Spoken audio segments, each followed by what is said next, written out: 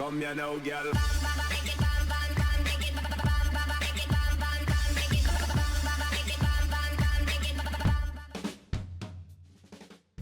Hello and welcome to Best Map, your one-stop shop for everything workshop. I'm BonBonB and you're very, very welcome.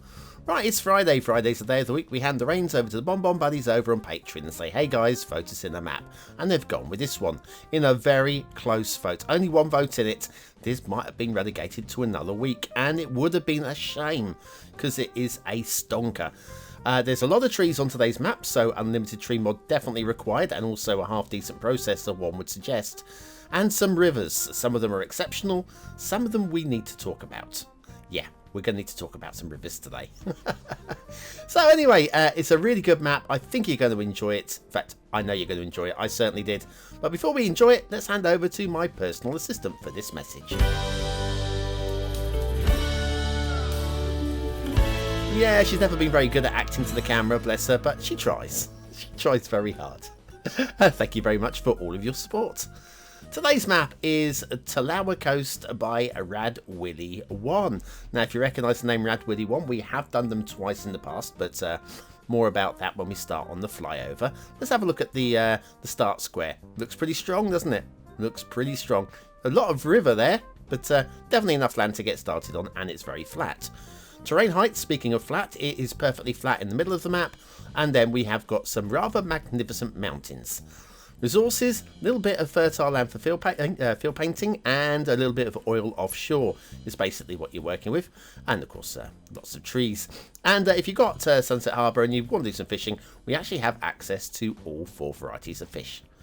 Off to the workshop. Oh, what do we need? Well, there is quite a list. No DLC required. There is a one-click collection for this list. We'll be using the Cedar Valley 4K map theme and the Relight Average LUT.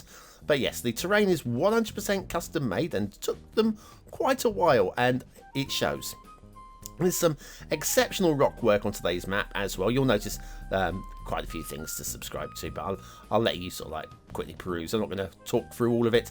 But yeah, we've got a very good use of those new rock packs from Grey Flame. It works so well with the Cedar Valley theme.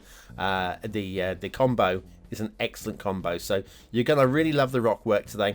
And you might, if you enjoy forests, you're going to love the trees as well. It's nothing very clever, but it works. So it doesn't. Not everything has to be stupidly clever. Stupidly clever. No, not everything has to be super clever. The tree painting, there's nothing wrong with it at all.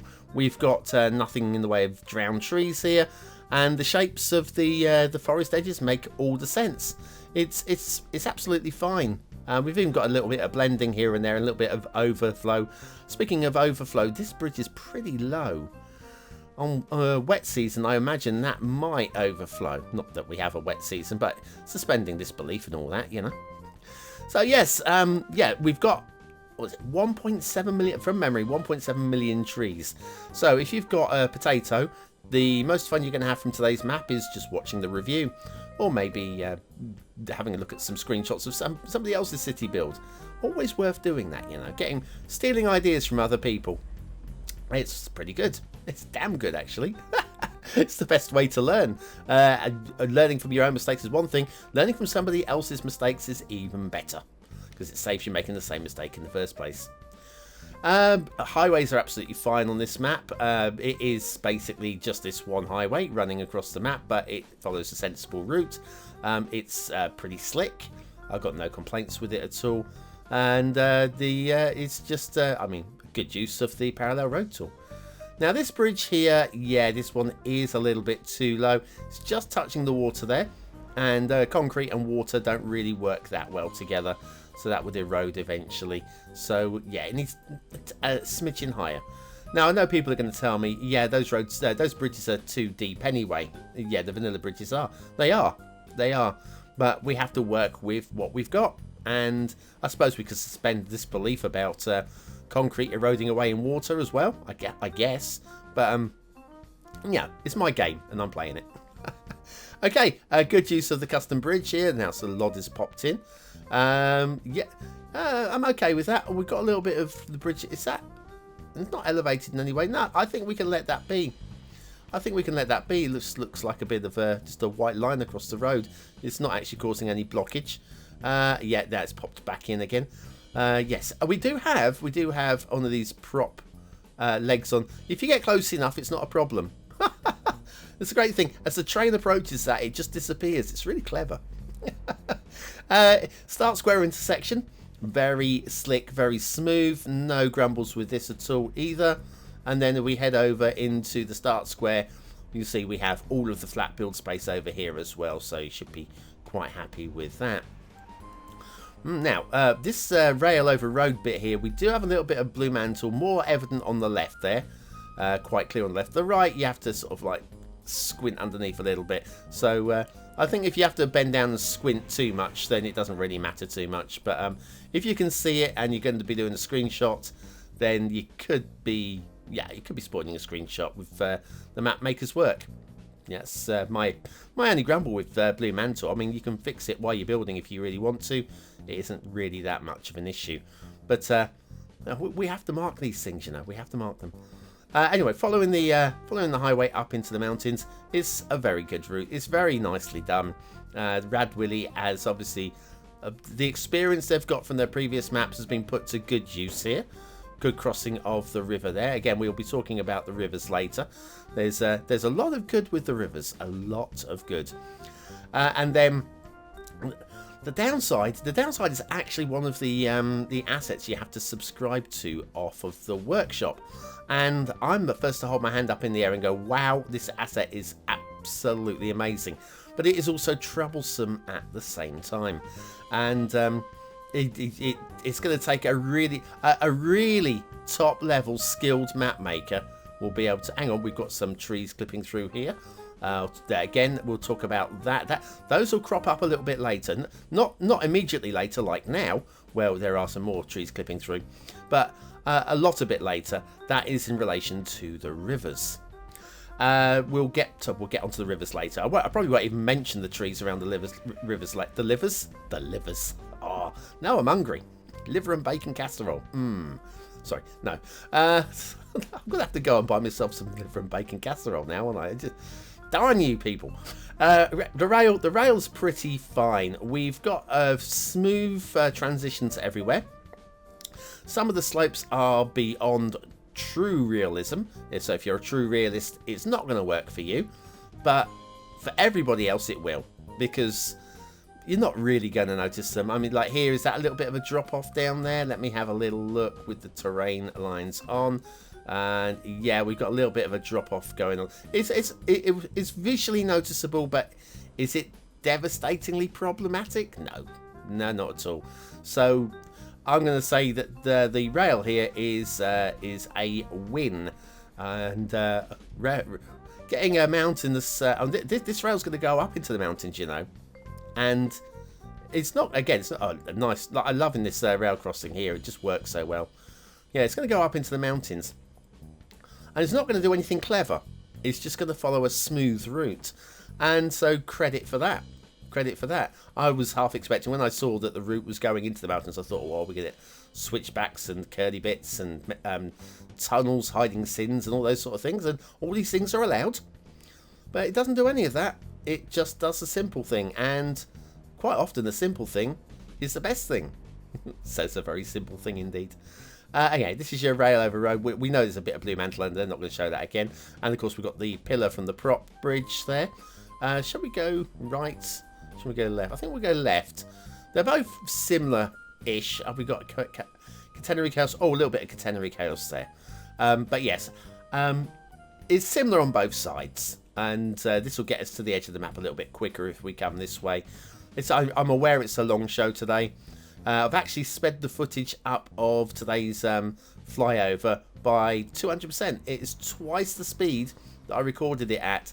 So, and the show's still well over 20 minutes. I could have, I suppose I could just stopped him and go, yeah, it's like this to the end. But I think you want to see it. Because we are actually climbing up into the mountains here. This is just a gentle slope, though. And again, I mean, eyeball checks, or a little bit of a bump there, I think, there. But eyeball checks are fine. But realists aren't going to go for it. But there we are. I do like this little bridge across this ravine here, across the river in the bottom. There's some really nice aesthetic locations as well, so credit for those. Anyway, we'll come back after the break, where I have moved the shipping and the water flow to, listening to your feedback, you know, always do that. See you in a mo.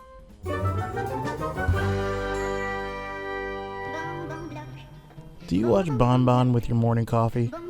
Do you want to feel closer to the show? Then you need either the modern or retro mug from BonBonB. Click the information button now.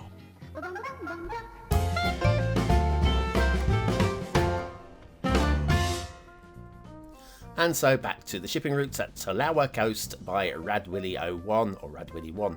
No 01. Why am I thinking it's an 01? Shipping route's fine. We've got one that goes along the edge of the map. And then we've got this one that cuts into the bay underneath the big old bridge. Everybody loves a big old bridge. And dead ends there. That's all good. And then we head back down to the coat hanger here.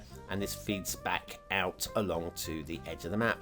So yeah, shipping routes are absolutely fine. You're going to get the boats where you want them. And some passing by in the background for background.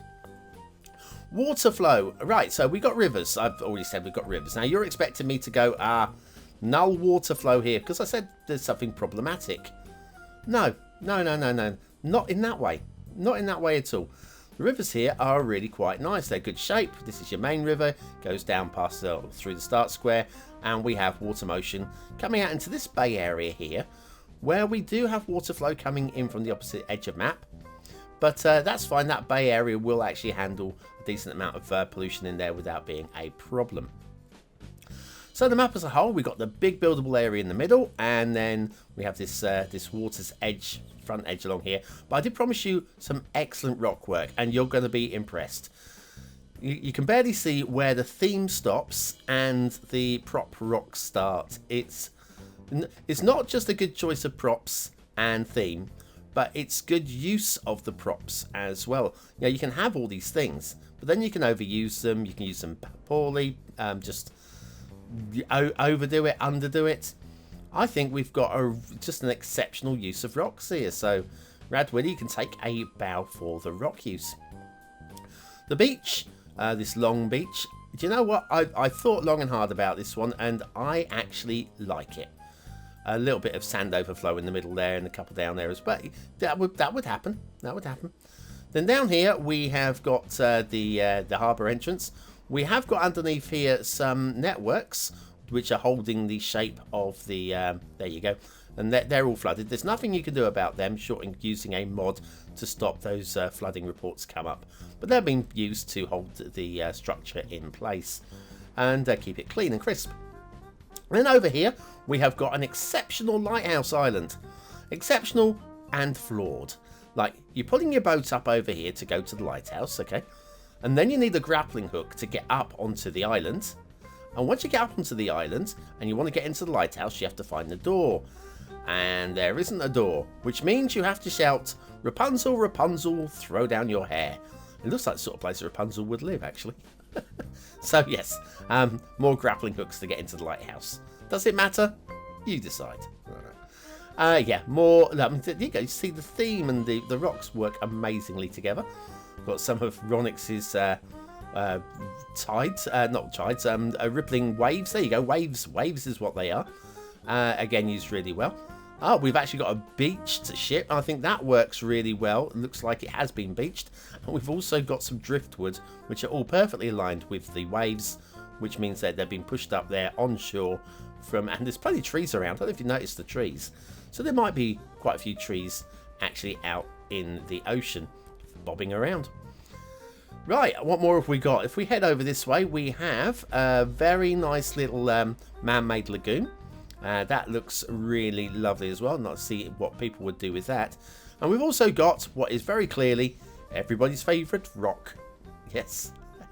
Everybody is now, if you're using these rocks, you have to use that somewhere. That is an unwritten rule. Now, forests, we're not going to spend much time in the florists.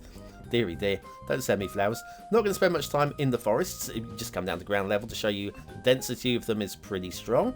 Liking this. And yeah, it's basically big old mountain range completely swathed in trees, and it looks amazing for it. I've got to say it looks absolutely plumb amazing. Then if we come over this way, you'll see we've got the river valley, and then more trees over there, and in the far distance more trees over there. But we've kept the main buildable areas completely clear, which is very nice indeed. The rivers. Now, I promised you rivers. I love the rivers. I think the rivers are a good shape. I think they're a good depth. I think they've got a good water flow. The theme makes the water pop. And the whole thing about the river is excellent. Now, if we head down into the start square kind of area, the buildable area, it gets really S-bendy down here with your oxbow stroke billabongs. And like the way that the trees blend, they sort of blend down into the grasses along here. Now, I'm a little bit troubled. I don't know if I like it or not, the way that the grasses are along every single edge along here. I'd like to see maybe a little bit of variation. I mean, they do look great. I can't argue it. But I'm not buying the magic. I like it, but it's not that 5th star for me, you know? What more have we got going on with today's map? Well, we've got all these fields. Yeah, the fields are very square. That's going to work really nicely for doing a grid city. But I'd like to see a variation in the shapes. Oh, everybody's favourite factory. I'd like to see some variation in the grids of the fields there. Oh, look at this. This rock face there. We've had rock falls coming down here, and that looks stunning. And there's even a high point over here, where we have again this is the sort of stuff you wouldn't see and you couldn't see a year or so ago. It's just gone to the next level thanks to some amazing rocks on the workshop by Greyflame. Now let's go back to the river. I did say something about problematic. Now I like it. This is your base game river, okay? But McWelshman uploaded some really nice network rivers to the workshop that some people really love, and I kind of like them. I see uses for them. I just don't think they really substitute for the vanilla rivers. See the way that merges one in with the other there? Doesn't quite work for me.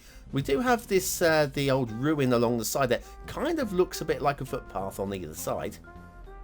But of course every river has this ruin on either side, so there's footpaths along the sides of every single river on the map, even in the densest of the wilderness. And the curves are a little bit too unnatural, because once again we're working with a network, and because we're working with a network, you don't get those little bumps on the sides of the river and the undulations and the changes. So and you think they're going to be really easy to work with as well.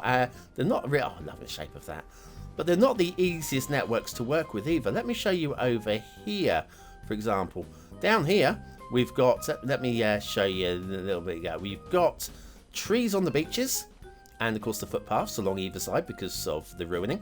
But then the trees extend out into the sea, which means they've got their trunks on. Ba-bum! And we've seen those trees clipping through the highways on the top end of the map as well. So there are little problems like that. But yeah, but the water flow will be much easier with those, won't they? Well, not really even that. Like here, I mean, yeah, I don't mind that it's a low water level down here. It doesn't have to be a full river at all times. But where it transitions across to the different sorts of network, from the mountain stream to the country river, or I think this one is, it kind of looks like a road. It looks like tarmac, which is ironic really when it's a network and it is actually a road.